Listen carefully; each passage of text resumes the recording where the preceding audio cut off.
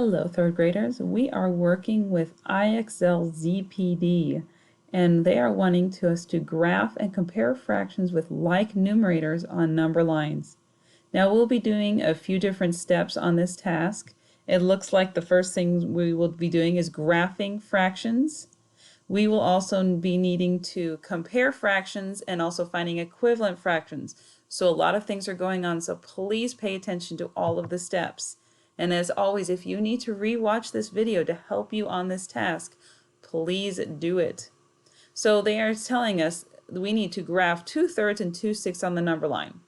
Well, I see that the denominator of the number line is the 6. So I need to first find out where 2/3 would go on that number line if the denominator is 6. So I'm going to try to figure out how what fraction 2/3 is equivalent to if the denominator is 6. So I'm going to quickly use my math skills to find an equivalent fraction. And I know that I can make equivalent fractions by multiplying and dividing.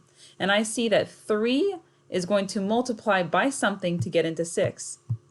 So I know that 3 times 2 is 6, and when we multiply fractions, what we do to the bottom, we do to the top. So I'm going to say that 2 times 2 is 4. So 2/3 is equivalent to 4/6. So now I know that 2/3 is actually 4/6. So I'm going to graph 4/6 and 2/6 on the number line. 4/6 and 2/6 on the number line. So there's 2/6, there's 4/6. Now they're going to ask me which number is closest to 0.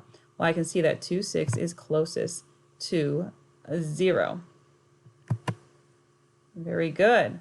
All right, let's kick this up a notch and see what other skills they're wanting us to do. Well, it looks like in this problem we're pretty much doing the same thing. Graph 1/2 and 1/6 on the number line, but I need to find out what 1/2 is equivalent to if my denominator is 6. Well, I'm going to multiply 2 times 3 equals 6. So what I do to the denominator, I do to the numerator. 1 times 3 is 6. I'm sorry, 1 times 3 is 3. So 1/2 equals 3/6. So I'm actually working with the fractions 3/6 and 1/6. All right, let me graph those on there real quick. 3/6 and 1/6.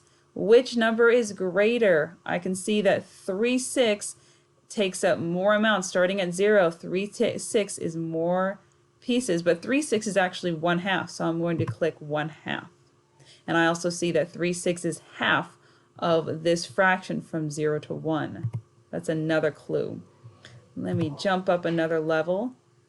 It looks like we're doing the same skill when you get up to a SMART score of 65.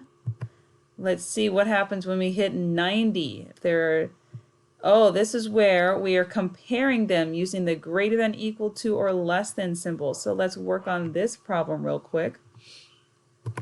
3/4 and 3/8. Well, my denominator on this number line is 8. So let's see what fraction 3/4 is equivalent to if my denominator is 8. I know that 4 times 2, excuse my weird looking numbers there, 4 times 2 is 8. So what I do to the bottom, I do to the top. 3 times 2 is 6. So 3/4 is equivalent to 6/8. 6/8. So let me graph 6/8 and 3/8 on the number line. There's 3/8 and 6/8.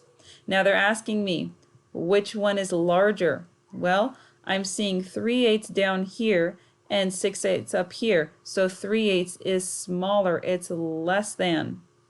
It's a less than. So 3/4 is greater than 3/8. And what we've learned in videos past is the greater than symbol, it eats the larger the amount. It's a very hungry alligator. So 3/4 is larger than 3/8. Okay. So that is how we will work on this skill. Remember, you're going to have to convert.